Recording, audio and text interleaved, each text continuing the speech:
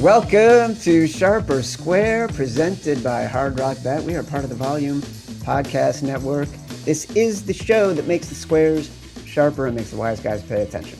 I am Chad Millman. I'm joined, as always, by my co-host, my BFF, my companion, my compadre, professional bettor, Simon Hunter. Hello, Simon.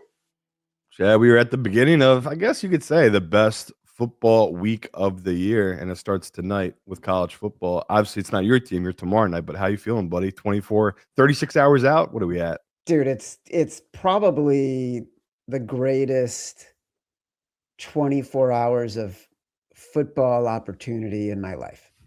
I will fly to Atlanta immediately after the show for the college football playoff semifinal between Oregon and America's sweethearts, the Indiana Hoosiers. I will tell you, there have been a lot of talk about ratings, and ratings have been great for the college football playoffs.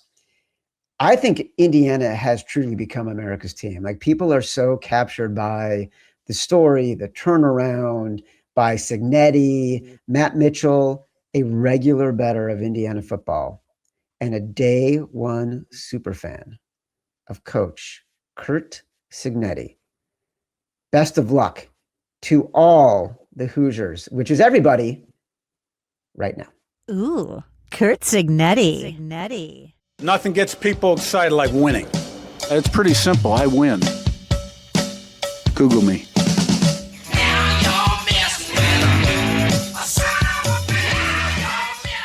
Look, Matt Mitchell has been texting us constantly in the middle of these Indiana games of like the live bets he's making. I'm going to be in Atlanta. I can't freaking wait. I'm going with my buddy Matt. This is a guy who we went to college together. We grew up together. I went to every Bears game growing up with him. Like, this is my sports compadre.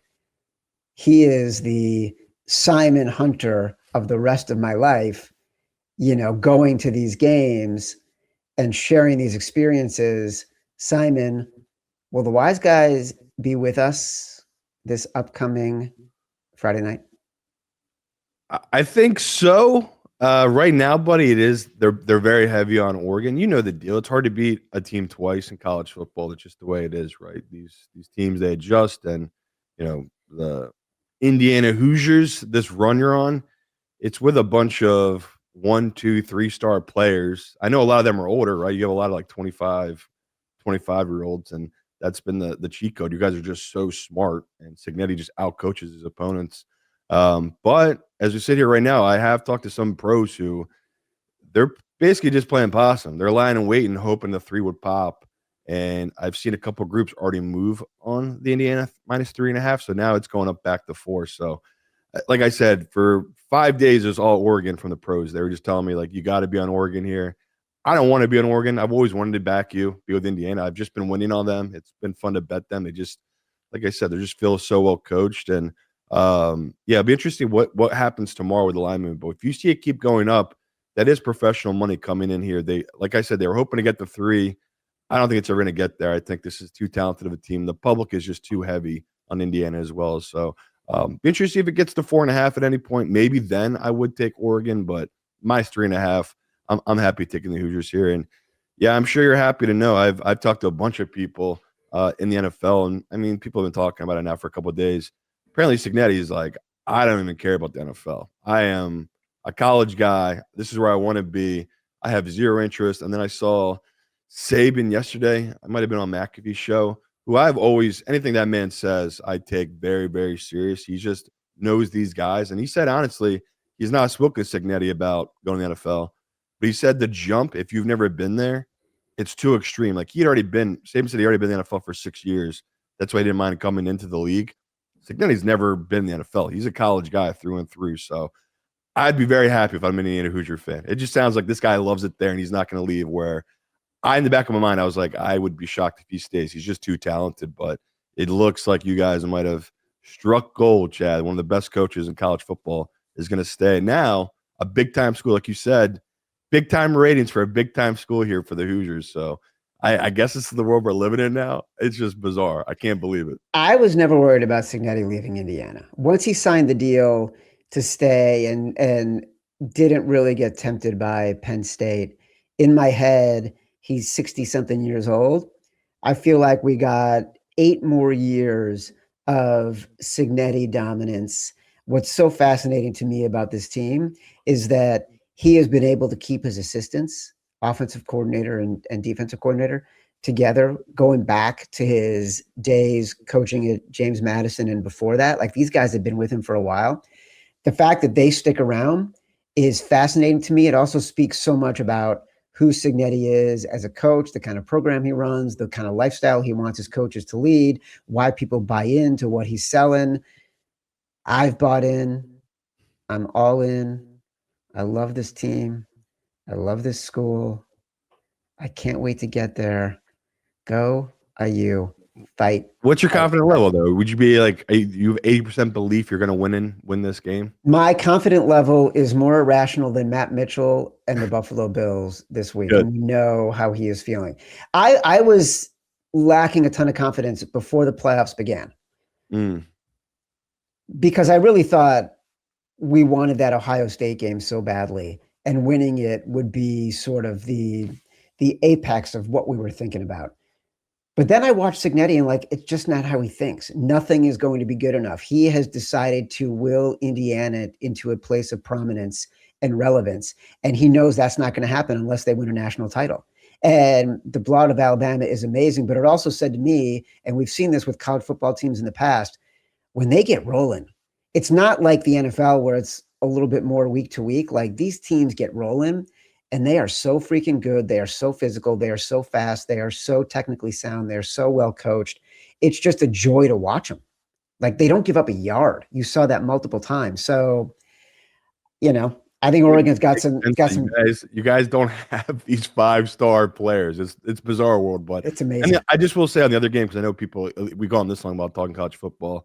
I do know pros who've come in on Ole Miss, but I would tell you more pros have lined up on Miami.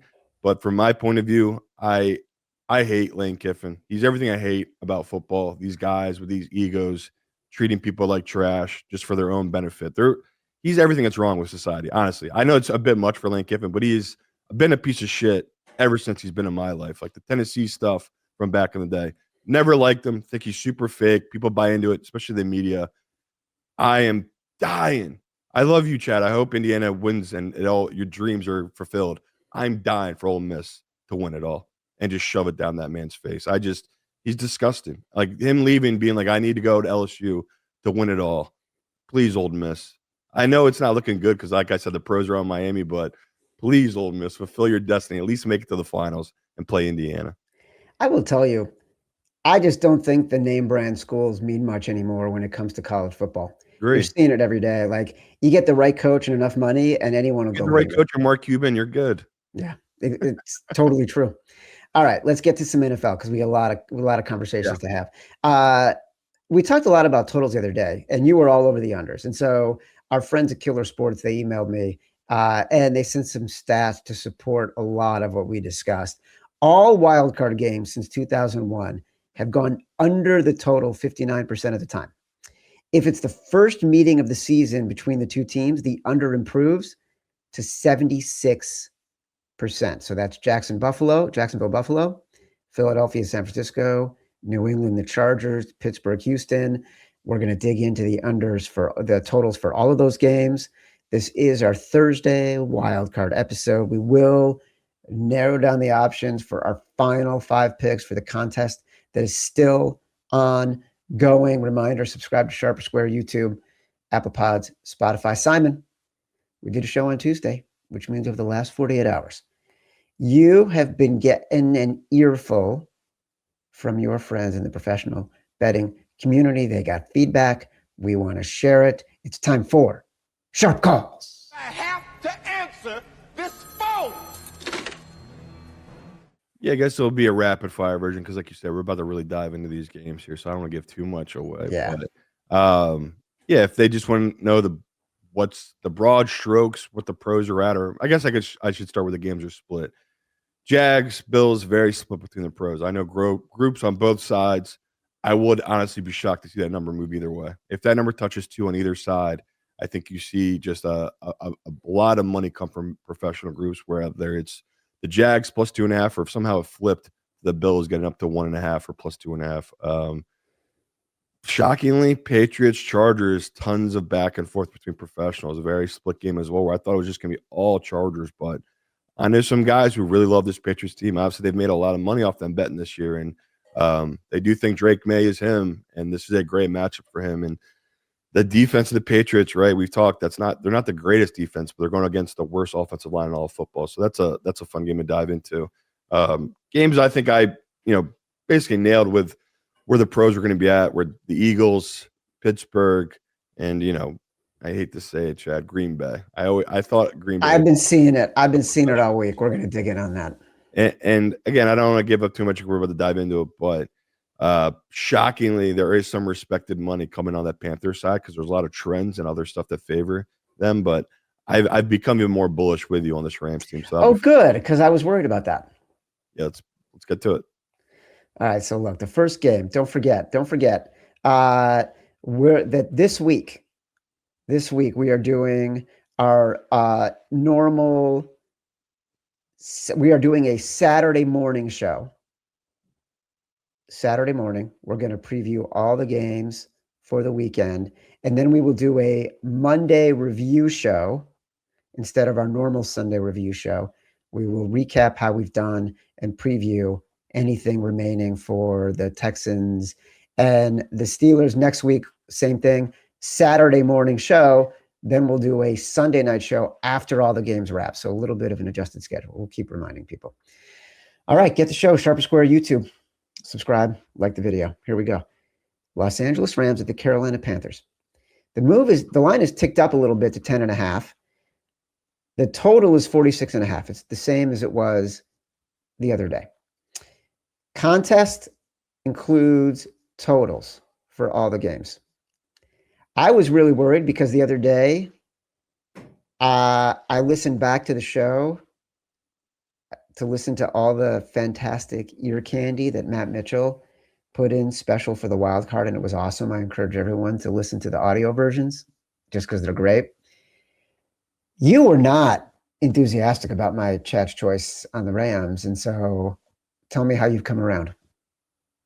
I've come around that I bet it, but I just thought there's other games I was hoping you'd love more, just because I am a little lukewarm on this one, and I just knew this would be a ton of stuff going against it. It's like, all right, I got to wait for our guy, Evan Abrams, put out his article so I can start seeing what these are, because I couldn't find too many numbers going against the Rams or this Panthers team. And, Evan's the best. He's going to deep dive on stuff. And he had one that jumped out right away. So it's the 1970 merger. Teams that closes a 4-point favorite or more on the road in the playoffs, they are 1-8 against the spread, losing their last 8 games against the spread. The last cover came in 1971 by Johnny. Well, I don't like that. I know. And that's what I'm like. I saw that type of stat. And then right away, though, in my mind, Chad, was the books know that as well. Like, they didn't need to hang this at -10, -10.5. They easily could have made this 7, 7.5, because these teams have already played. The Panthers literally beat this Rams team. They're always going to get Panther money. I'm just shocked they hung it this high. Like we said, they didn't zero adjustment off their model. That really kind of showed me that feels like they know Devontae Adams is going to be back for this matchup. Well, he did practice. Yes. And that's full participation. Like I talked about, the guy literally led the league in touchdowns with 14. He hasn't played since November. That's how incredible pace he was on. He probably would have finished with 17 or 18 touchdowns if he had played the full season. He's just a huge weapon for that offense. And, all these trends, it just keeps backing up Carolina, right? This huge home dog. And it keeps reminding me of this Rams team. This is such a unique spot. They should not be the 5th seed. They should be the 1 seed. Like, all the things that had to break against them, all those stupid games they blew, the Eagles, the Seahawks, this Panthers team, they should have won this game. They're the Niners. Yeah, the Niners. They're not like other 5th seeds. I mean, they lost to Mac Jones. I mean, that was crazy. Mac Jones be like 15-2. Yeah. So that's what, Evan killed me. Evan had all these trends. It's like Panthers. And I was like, you know what? I'm not going to do it. I'm going to stay with Chad. Take this Rams team here. They're the better team. I know there's a little bit of weather coming in here as well. if people want the honest truth, I know pros who are just hammering this under. Like I've talked about these outdoor unders. You're asking a lot of Bryce Young in his first playoff game to match the pace that Stafford's going to set. Even if Stafford comes out slow, which he has these last couple of weeks. But like I said, I think it's a Devontae Adams thing. It's just been different without him once he gets into a role. So yeah, it's crazy. We're taking the chalkiest bet of the week, Chad, but I'm with you. It's -10 at Hard Rock. That's too good of a number to pass on. Evan has his trends. There's always a counter trend, right? So Killer Sports,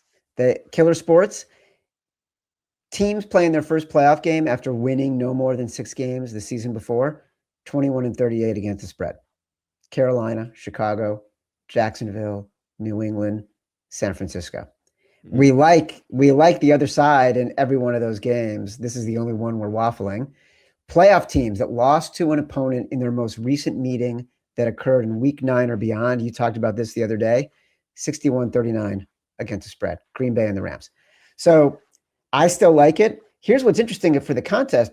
We could easily go 5 unders if we want. Do you know what I mean? So if we decide, all right, like at the end of the day, we just like the unders better than we like the sides, we can totally do that. But I am not waffling on this game. I feel ebullient. Weather doesn't make you a little nervous? Dome team outside in the weather? No, the Rams are a really good running team. It's true. Now I'm with you on it. It's not one of my 5 biggest bets. Obviously, we're including totals, but Yeah. I've come around the sense that I was just like, this number's so big. Shouldn't we just blindly take the Panthers? And I've come around to your side of no, this is a really, really legit Rams team that's playing against a competition that's they're far superior of. The Panthers, everything broke right for them to even make it with a losing record in that terrible division. And I hope I'm not eating these words come Saturday night. No, I hope so too. On Thursday, this game, the Green Bay Packers at the Chicago Bears, the Bears were the favorite. Yeah. The Packers are now the favorite. And it's settled with the Packers like at 1.5 in most places. You noted this is a wise guy play. I think we all expected it to be a wise guy play. The total is ticked down about 0.5 point from 46 to 45.5. The same trend I just talked about with the Panthers being a playoff team that hadn't won more than 6 games the year before, 21-38. Same trend I talked about with the Rams, a playoff team that most recently lost to the team they're playing week 9 or later, 61-39 against the spread. Everything trending in the Packers' direction, along with the fact the Bears were 1-1 against the Packers this year and needed miraculous comebacks in the final stages of both games just to get to that. Yeah, and you could also say, Jordan Love hasn't played in a couple weeks, could be rusty. Caleb, as bad as he's looked in certain games, he always eventually finds it, and that's been the most important part about him is as bad as he's been in certain games, he doesn't turn the ball over. Your defense gets the turnovers. Like the magic is there for the Bears, but I don't know how many other times in our life we'll see a 2 seed as a home dog. Yeah. Like, it's the line's telling you something. When they're moving this much and it's still money and the tickets pouring on the Bears, it's not good. And I know Chad feels that right now. Like, this is not where you want to be with your team in the playoffs when you have home field advantage. And like you said, the Packers have outplayed them. Like that game they stole, take an onside kick? I mean, it was the most insane, miraculous comeback. And that's another thing I'll say, though, with the Bears. Like, as much as the Packers have owned them, the Bears have not played their best game at all, either matchups against this Packers team. They just have not. And, you could say, well, they've struggled in their division all year. That is true, right? They struggled with the Lions. They weren't dominant against the Vikings. The Bears, as great as they've been this year, they've been much better outside their division. It's just a horrible, horrible first matchup for them. And it sounds stupid. LaFleur, shockingly, is the oldest coach at 46 in the playoffs in the NFC. He also has a lot of experience. He's been in the playoffs, right? This is Ben Johnson's first go in the playoffs. And that just cracked me up when someone said that to me. I had to look it up. I was like, there's no way he's the oldest coach at 46. He is, just because the AFC, people know it's like, a bunch of, Sean Payton's probably 60-something. you just have a lot more mature coaches in the AFC. Where the NFC, it's all these young pups. And LaFleur now is a seasoned vet, even though he's not really done much in the playoffs. At least he's won a couple of games with Jordan Love. So I know, Chad, it's painful, but you've read it. Like, there's a bunch of trends that favor this Packer side, and that one I always give at the top. It's a first-time starter, Caleb Williams, in the playoffs. It's a lot of historical data. We can go back a long time, 20-40 straight up, a quarterback in this exact position that Caleb Williams in. So, I wanted to get there in the Bears, but the more I talked to the pros and I saw where they were going with it, I did grab some more Green Bay plus 1.5. I'd still grab it now minus 1.5. As long as it doesn't go above 2, I think you're getting a good number on Green Bay. And I'm sorry, Chad. I know this is probably just in the back of my mind, you could be like, fuck this guy, who cares anyway? But I hate it that it's broken this way, because I did have a glimmer of hope where maybe Jordan Love doesn't play. It is Malik, and or even if Malik was banged up, they'd have to go with the other backup, and it's like, oh my God, this is going to be perfect for the Bears. It's going the other way. The Green Bay apparently has gotten much healthier. Josh Jacobs off the injury report. On the flip side, the Bears had a ton of guys didn't practice because they just went through an absolute battle with the Lions 3 days before. So it's the NFL. I don't want to say they screwed you guys, but putting this game on a Saturday, it's not great. It is not great for the Bears. It's tough. I don't know if we can put this in the contest. Yeah, I get it. I mean, it's your team. I get it. I can't. Where we both love the under, so we could easily. I love the under. Okay. Yeah, I love the under as well. Okay. I think either Jordan Love or Caleb totally does a no-show. That's my prediction for this. One of these quarterbacks, because Jordan Love, that's some real shit. Him not playing all these weeks, he's in zero rhythm. I believe Watson is going to play, but that is a big deal for a guy like him coming in totally no rhythm. Where Caleb, like I said, he's been inconsistent, but you watch that fourth quarter against the Lions. When he gets going, Caleb looks like a top 10 quarterback. Yeah. It's just no one better when him. I mean, him and Loveland, all of it, the connection, it's been crazy. But like I said, you guys have a ton of guys now in the injury report, and just feels like the Bears are getting healthy at the exact right time after that bye week. Sunday games, Buffalo at Jacksonville. Jacksonville's a 1-point underdog. Total is 52, up about half a point. The line is moving a little bit in the Jags direction. You indicated like it's a little bit less like, it's a little bit more like what the Bears was early in the week, waffling back and forth. The under has ticked down a bit, not surprising given the wild card trends. Matt Mitchell. I've never seen Matt Mitchell this confident about a Bills game. He's usually pretty doom and gloom. There's occasions where he's like, yeah, I never worried about the Bills in this game. But this is a different kind of confidence.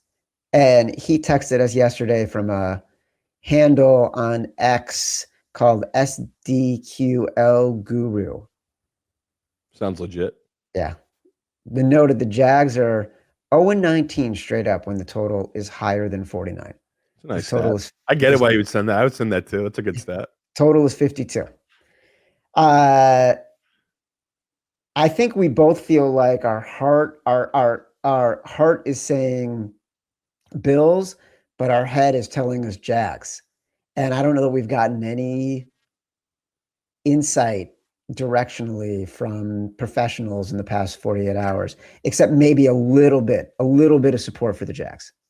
A little bit, but it is very split. This is another game. They're not, I don't know anyone, any pro-wise that's super dug in on either side where, you look at the weaknesses of both teams, but the Bills, like I've said, they have far more defensively. My favorite thing this week has been, I don't know if it was Bills fans or maybe someone on some show I was listening to, but they basically were like, well, you would be surprised. The Bills actually have one of the best pass defenses in all football. It goes, yeah, buddy, it's because you have the 30th ranked run defense.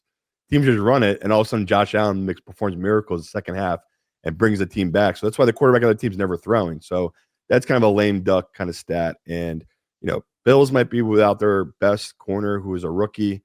I think he's in a walking boot. He might miss this game. He's been hurt a lot this year. Fast guy, but hurt a lot. Yeah, they just had a ton of injuries. That defense has just been so banged up. And I wanted to be on the Bills because obviously I want my guy Matt to win. I want Josh Allen to have his moment. Like this feels like it's it. But it just feels like organizationally they failed him again. He doesn't have a number one receiver. He does not have a good defense. The Jags have all of that and then some. They have two really good receivers in Their defense is top 10 against the run, top 10 against the pass. I don't think they've given up a 90-yard rusher in, this season. The Bills, though, have it, right? They have the number one rushing team. They have the best offensive line. That's why, I'm more confident betting the over. And, it's come down. I think it got up to 52.5. It's another game that might have rain, so it's dropped back down to 51.5.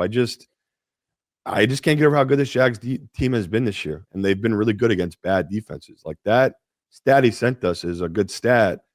It doesn't ring true with Liam Cohen. Liam Cohen is the ultimate game changer. He's better. I can already say after a year, seeing what he did with Trevor Lawrence and this team, he's better than any offensive mind that's ever come through Jacksonville, even including Doug Peterson, who I think is a great Super Bowl winning coach. The scheme Liam runs are so much better. He's just so ahead of it. And the confidence you've seen with Trevor has grown every week. So, I'll give out some more stats from Evan that were just really eye-popping to me. I already talked about how you want to bet the dogs in the wild card round. These stats are just incredible. I love these type of things. So since 2017, the underdog, 60-38 against the spread. So 61%, in the wild card round, it's even better. They're 27-15. So 64% since 2017. So you just blindly bet the dog in this round. It's going to work out for you. And that's why I was so pissed the Green Bay line flipped, because it's like, man, that's going to be a good line. It already matched up with the trends. The Jags line here is holding. They're staying as a home dog here. And I really like that for us. And I also think to myself, okay, if we're getting the Jags as a dog, if I'm not super confident about it, people out there, I'm still going to be taking them at +1.5. You can easily put the 6-point teaser. Take it up to 7.5 if you want.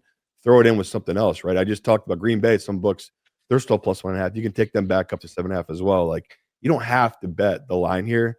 But for people like me that like betting straight numbers and doing pick contests, if I have to make a pick and it's +1.5 on the Jags, I'm taking that every time. If the Bills were +1.5, I honestly would go Bills. That's how close I have this. I literally have it at a pick.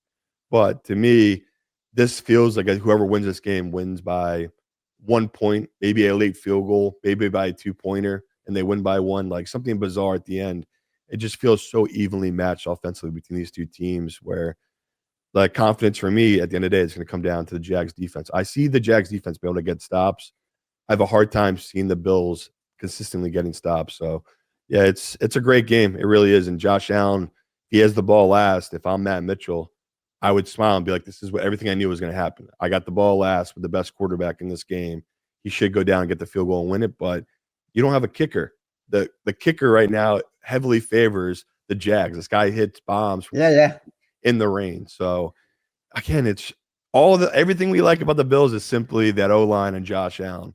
The rest of it is heavily favored to this Jags team. So I'm not going to get sucked in, Chad. I'm gonna draw a line here. I'm going to take the Jags. I'll take them to the point where the line flips. So if you can still get the +1.5, that to me is the position. If not, just take the over. The over here is going to be the fun play. Well, look, you just gave those stats about taking dogs in the wild card, and up until this game, we're leaning Rams as massive favorites, Packers as short favorites. So we're trying to thread a needle here, because the wild card, the dogs don't cover every game. They just cover a lot of them. So we're playing with fire a little bit on this. I'm going to give you one more stat. Matt Mitchell has said in the script, his head, his heart, all of his organs are saying the Buffalo Bills.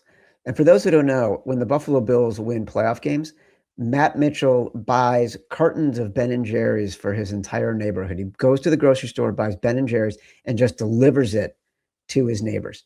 So the entire suburbs of Milwaukee are rooting for the Buffalo Bills right now.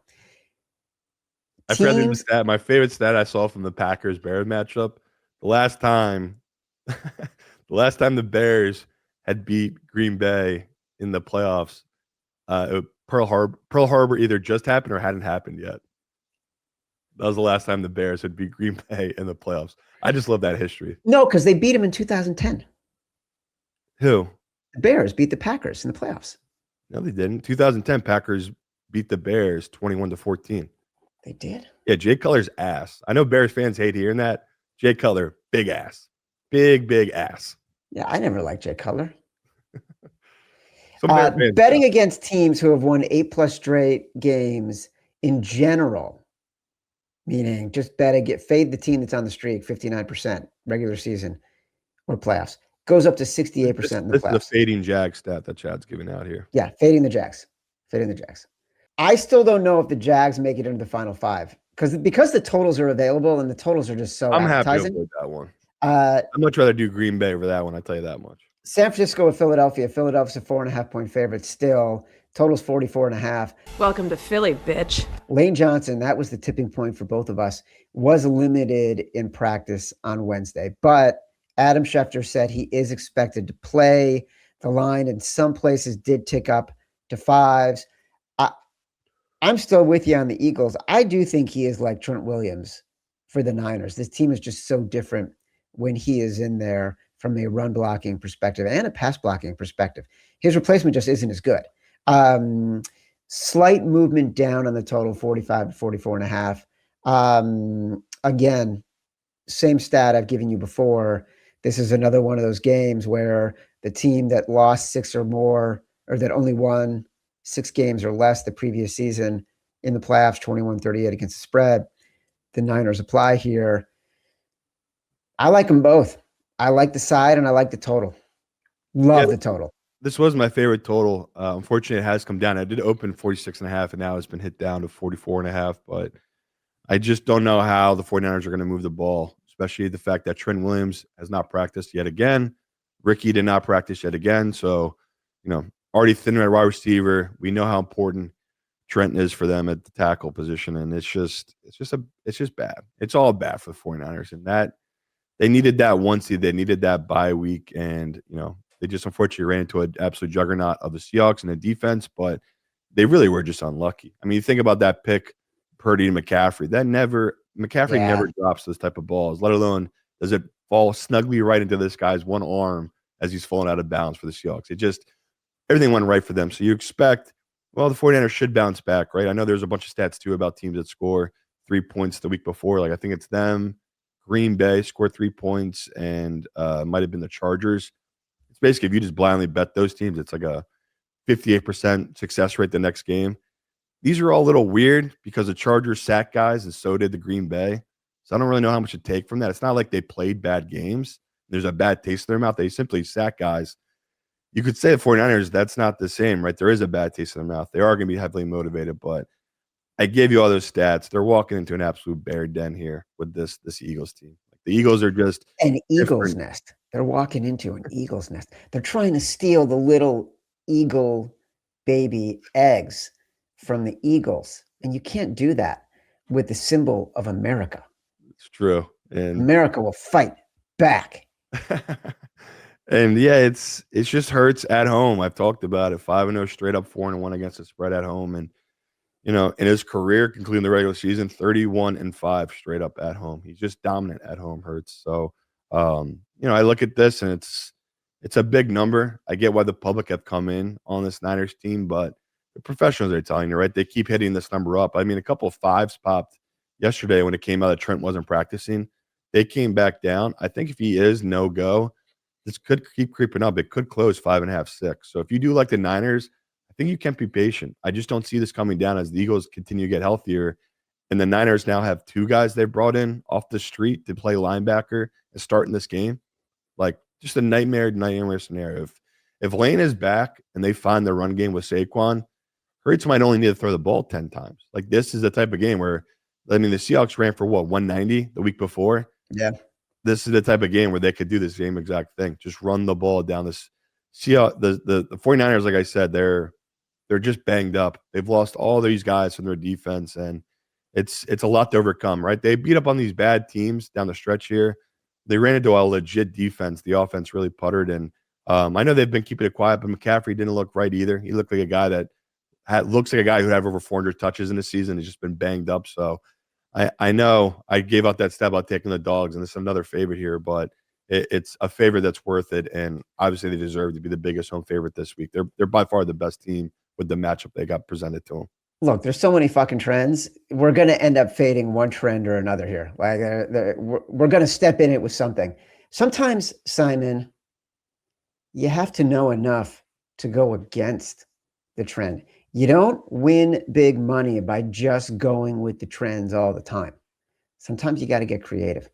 That's what we're doing today. Not true. I know millionaires who simply bet trends. People do not listen to Chad with that advice. If you dug in and you only bet the dogs wild card weekend, do your thing. Don't listen to me. But I just wanted to put that caveat. I simply said at the top, you blindly bet the dogs here, and we are giving out 3 favorites at this point. So that's where I'm coming from. I know billionaires who fade the trends. But we're not going to fade the trend on this last game on Sunday. Los Angeles Chargers at the New England Patriots. They are 3.5 point underdogs. Simon, this is going to be our Brass Balls Bet of the Week, presented by Hard Rock Bet. You know what it takes? It takes brass balls. Total is 46.5. Zero movement on the line. The total is ticked up a little bit, 0.5 point. What's interesting is more than 60% of the bets coming in on New England, and the line really hasn't budged up to 4, which tells you, even though you said there's some wise guys coming in New England here, majority of the money coming in on the Chargers, and bookmakers not wanting to flip that to 4 because they know that everybody who has big dollars in their pockets is going to come in and take the Chargers in this spot.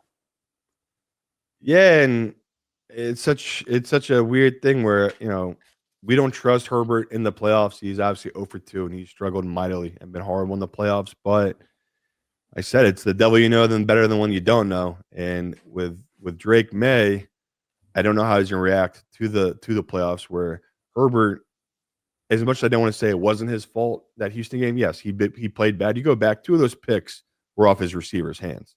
Like that should never count, right? Those ones, we hate those type of picks where it's like you put it right in the guy's face or right in the breadbasket, and he, tips it right up there to the defender. That happened to him twice.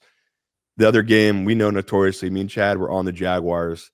That wasn't him. His team blew whatever that was, a 30-point, 20-point lead at half. Yeah. Because of coaching malpractice.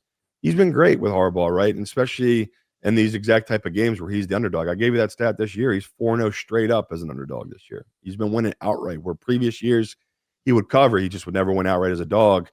When the spread is above 3, again, it's been a crazy run. The last 15 games, he's 13-2 against the spread when the spread is above 3. So, I get why the public and some pros are betting Drake May and this Patriots team. We've talked about it, right? They're such a well-coached team. Drake May could be MVP, should be number 2 in my opinion, but best deep ball thrower in the league this year. I mean, what he's done with the pieces around him. The run game is great for the Patriots. Vrabel has these guys playing at such a high level. They have not played any good defenses. Let's be brutally honest here. They have not faced any worthy defenses at all. And, as much crap I'm going to give them that Bills team, that second half, that defense, they have 3 or 4 straight 3-and-outs against this Patriots team. They gave it one big run. Yeah. Otherwise, the Bills defense showed up, and they showed what it's like to have a veteran team that had been there before in big games, right? And that's why I can't wait to see how Drake May and this Patriots team reacts, because they're not this really widely veteran team. I mean, they obviously have the veteran head coach in Vrabel and McDaniels, but the rest of the team is very young. And with Drake May, I just can't wait to see how he plays against his defense, because he really has been beaten up on very bad defenses. And I talked about Minter. This is one of the best defenses, especially defending the deep ball. And, at the end of the day, they have the 31st ranked run offense, offensive line, and the 32nd ranked pass blocking offensive line, this Chargers team. So we know what they're going to be trying to do here, and that's basically just having Herbert drop back maybe 50 times and either run the scramble. ball. And scramble. Exactly. Chad just nailed it. Like, that's going to be their game plan here, because that's what's going to need to work. Especially, I think Hampton might have been a walking boot. He might have rolled his ankle as well last week or the week before. So it's going to fall on Herbert. I know it's asking a lot, but we're getting Herbert as a 3.5-point dog. We have to take that against Drake May, especially like me and Chad keep talking about, making his first start in the playoffs. It's never easy for these guys. Even if he does win this, of all the guys we've talked about, I'd obviously see him winning this, right? Drake May. I can see them with Vrabel squeaking out a 3-point win, but I also could see them laying a total egg and this Chargers team dominating and that Minter defense dominating. So I'm really fired up for this one. I love that you're with me on this for our Brass Balls bet, and I'm like you. I'm shocked it has not gone down to 3, but there is professional money backing this Patriots team with the public, and if anything, like Chad said, maybe we'll get lucky and this pops to 4. But I think the books will just hold it steady. They got action both sides. That's what they love, right? They don't want to have to make a decision. They can just let this line sit. And for totals, I think me and Chad are on the same page again for this one. 46.5. I can see either quarterback laying a total egg and this being well under that number. So I got this at 42.5. 4 points is rare for someone like me. So I'm a little worried I'm missing something here, but I haven't gone too heavy on the under here, but I do love this total as the under. We're going to have some hard decisions to make with these totals. Because I know we're going to want. I don't know about you, but I'm waiting to see what the weather is. That's why I'm excited for our Saturday morning show. We'll know exactly what the weather would be for these games. The Bears might have some snow. This game might be snow. The Eagles game might be rain. Like, there's a lot of interesting weather. Carolina, I know. Atlanta weather. Yeah, you're right. I know Atlanta on Saturday when I'm flying back, it's supposed to be, huge thunderstorms. So we'll see. We'll totally see. Let's take a quick break and here's some words from our friends at Hard Rock Bet. Today's show is brought to you by our presenting sponsor, Hard Rock Bet, Florida's sportsbook and the official sportsbook partner of your favorite Florida teams like the Jags, Bucks, Heat, and Magic. The NFL playoffs kick off in just a few days, and it's the perfect time to build a same-game parlay on Hard Rock Bet and cash in on all the action. Or if you're more into hardwood than the gridiron, you can put up shots on the NBA and college every night on Hard Rock Bet. You're home for hoops action all season long, and if you missed the start of the game, don't worry. Hard Rock Bet has live in-game betting, so you're never too late to bet any football or hoops game all season. If you haven't tried your first bet on Hard Rock Bet, there's still time for you to get $150 in bonus bets if you win. Just place a $5 bet, and if it hits, you get not only your winnings, but an extra $150 in bonus bets. The Hard Rock Bet Sportsbook app is the only legal sportsbook in the beautiful state of Florida, plus Arizona, Ohio, New Jersey, Indiana, Tennessee, Virginia, Illinois, Colorado, and Michigan. Coming soon to more states too. Plus, Hard Rock Bet offers new promos every single day. So whenever you're listening, just open the app and check out what you've got any day of the week. Download the Hard Rock Bet app and make your first deposit. All right, Simon, Monday Night Football. Pittsburgh Steelers hosting the Houston Texans. The Steelers are 3.5-point underdogs. The total is 39.5. On this past Tuesday night, me and my wife and our younger son went to, Sally's Pizza here in West Hartford, Connecticut. Famous Sally's from New Haven. They got a branch up here in West Hartford. We went to Sally's. They were replaying the Steelers Ravens game from the other night, from Sunday night. The last 4 minutes of that game are freaking bonkers. What happened in that game? Between the missed extra point, the missed field goal, the multiple touchdowns, the wide open broken play touchdowns from Zay Flowers, Aaron Rodgers' headset not working in his helmet, him going crazy, I think they scored something like 30 points in the last 4 minutes, truly astonishing game. If you had said to me before that game that Mike Tomlin was going to still be the coach of the Steelers and John Harbaugh would not be the coach of the Ravens, because this was the contrast as we were watching the end of that game again, my son and I, all the ticker news was about John Harbaugh getting fired. It had just happened. Crazy turnaround from Mike Tomlin, our rah-rah guy, and we're going to back him again this week. And I don't know about you guys, but I've been emailing the Browns front office every day since then, saying you got to get a Harbaugh so we can keep our Tomlin Harbaugh. I'm surprised you're not sending them a letter. I know how much you appreciate a handwritten letter. I don't know. Handwritten's only for local. Yeah. Only local. But yeah, I can't believe I talked about it, I think 2 months ago, that ex-girlfriend on that Reddit post putting all that noise out there, how the players did not like Harbaugh. And it's crazy how that ended up being true, and that we're behind the scenes. There was beef because he's been there so long. I honestly, part of me didn't believe it. Where it's like, how can you hate Harbaugh? He just seems like a good dude, like a nice, good guy that's relatable. But you talk all the time. It's like Andy Reid leading the Eagles. Eventually, you just get sick of hearing the same voice. Yeah. You need a change, and that's what happened here. The part will always be mind blowing to me is what did Sean Payton get traded for? Like a first round pick from the Saints. The Ravens couldn't figure that out. At least True. a second or third round pick for a coach that's going to be swept up right away. Very bizarre, and that just shows egos, emotion.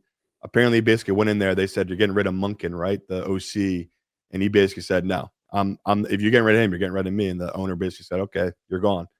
Again, emotions. The guy should have take a beat, trade this guy. So very, very bizarre the way the Ravens handled it. But to this game, Pittsburgh, I feel bad. People complained. I gave out a 3.5 and it was gone.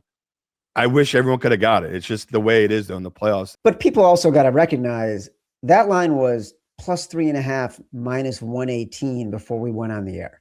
Like there was so much interest from a professional betting community on the Steelers even before we went on the air. We tried to emphasize it while we're on the air. You got to act. When Simon says you got to act. It hit 3 at every book by 6 p.m. So I get why people are upset, but it's like it's going to be moving. It's just so much money, and I wouldn't waver at all. I still like Pittsburgh at +3. That this changed honestly nothing for me. Obviously, we love the hook. The hook is the best, but the hook will bring you back. John Popper says so. It doesn't affect me at all. And Chad's talking about the VIG. There's a couple books now up to minus 118 on Pittsburgh +3. So this could easily dip to 2.5. So 3, if you missed and you're like, well, I missed, I want to wait for the 3.5s. I don't know if it gets back there. I really don't. I just think the professionals will keep betting this Pittsburgh line because I gave it all the stats. Like Houston, I know it was a small sample, but CJ is not as good at home as he's on the road, right?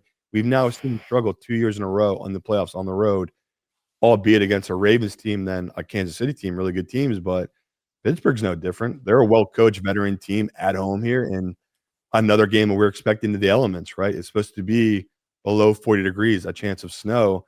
I know people have been seeing that stat. I didn't really give it out because I don't think it warrants the Chargers or the Rams because are they really a dome team? I feel like it's a little weird. I didn't give out that stat because they don't feel like a dome team to me. It's a quasi-domes team. Houston does. Like you see that there's big splits between them offensively, indoors versus outdoors. That does ring true. So once again, another game, me and Chad both love the under. I think both teams have problems moving the ball offensively. But eventually, to me, Rodgers will get you. That's why I just have faith in Rodgers. He's been there before. Eventually he's going to get you defensively. And they're going to be running the tape of these last couple of months where Houston, as great as they've been, they're very susceptible to deep ball throws. They are the safeties multiple times, especially against that Colts team. They bid up on the run fakes and they sell out every now and for the runs. And Rodgers, I mean, that's how he beat the Ravens last week, right? In that double move to get that final touchdown. He knew it, right? He had the safety suck up in the one-on-one, and now you're adding in that DK is going to be back here. So I really do love the Steelers team and their path for the Super Bowl, and it all starts here. So not shocking to see the public, and I think the general media, right, picking Houston and banking on them because they're a top 3 defense. You would expect them to play well, but Monday night, the Tomlin voodoo at home, I gave out that stat, whatever they were, 24-1, the one loss coming during the COVID season. It's just with that fans in that stadium, the Renegade music going, it's the feels, man. It really is. It's pretty awesome. I love the fact that I thought the books would honestly open this at a pick, maybe minus 1.5 on Houston. They gave us that gift at 3.5, and they're still giving you a gift at +3. So I really love this number for Pittsburgh, as people can tell. Also, Houston, 8-game winning streak. Time to fade them. Even better, 9-game. Even better. I gave you plus. It's even worse. 8 plus. 8 plus. 27-13 against the spread, fading the team on an 8+ game winning streak in the playoffs. All right. I think we got some interesting choices to make for Saturday, especially if we're talking about the totals between the Rams and the Chargers and the Steelers and the Eagles. Like there's some really tempting sides. And I am more interested in a lot of these totals. I think that they're playing to our advantage here. So we'll see. Simon, give me some of your biggest bets right now. Like Chad said, I guess you didn't say it because you did 8-game win streak, but 9-game win streak. Houston, what they're on, teams as a favorite in that exact spot in the playoffs, 5-14 against the spread. So Pittsburgh, by far my biggest bet. I love it. Not only the trends do that, I love it, but I also love the matchup for them. And yeah, +3. It's going to end up being my biggest side. Right? I wish I could have got more than the 3.5, but the books, they just limit early in the week like this now. So I'm hoping come Friday after these college football games, right, I'm going to hit the books right after this. Hopefully win on Indiana with that extra money and roll it over here on this Pittsburgh team at +3. So that's going to be one of my bigger bets. Eagles, -4.5. Love that one. Chargers, +3.5. Absolutely love it. For totals, I'm on the Jags over, but that money doesn't compare to what I have on the under for the Eagles game, what I have on the under for this Patriots game, what I have on the under for that Bears game. Those are my 3 biggest under bets so far this week. So it'll be interesting to see where we at for the contest. I wouldn't mind putting one of them in for us with one of these totals. But I feel like we're going to have at least 2 totals in there. I'm about it. Yeah, I do really like the totals here. And just in typical me and Chad fashion, those will be the only 2 games I go over. Yeah.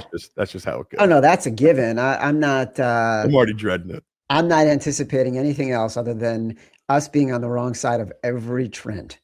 Nah, can't every happen. single Won't happen, can't happen. It's our year.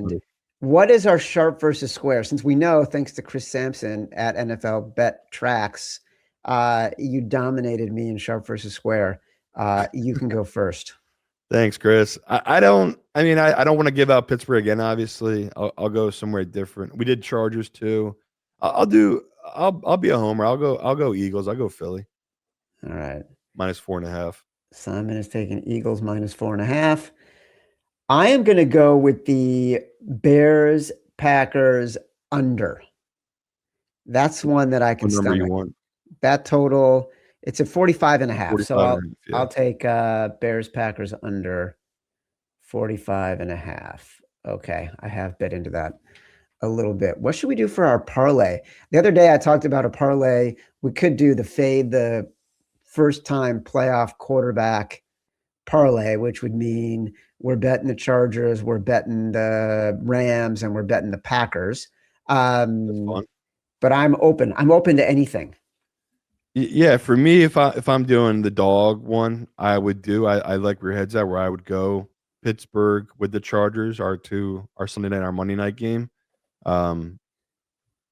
If we're doing favorites, obviously we love the Rams. You can take them down to 2.5. You don't even have to do the money line if you don't want to save some on the juice.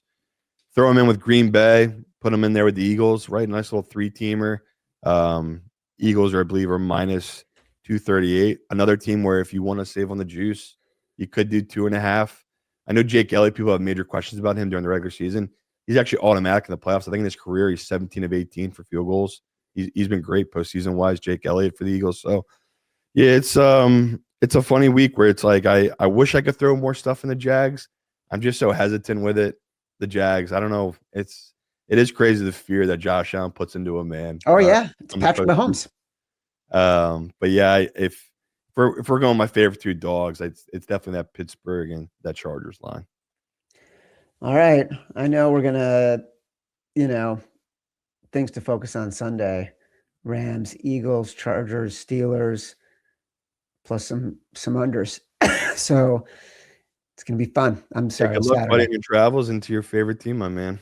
Go Hoosiers. Go IU. Fight, fight, fight. That's it. That's what we got. This has been Sharper Square, part of the Volume Podcast Network. We will be back on Saturday morning with our final 5 for the contest. Watch or listen on YouTube at Sharper Square. Like this video, subscribe to the channel, download us from Spotify, Apple Pods, wherever you get your pods. Rate, review, subscribe, leave us 5 stars, say whatever you want. Feedback is a gift. Until Saturday morning. Love you. Fasten your seatbelts. It's playoff time.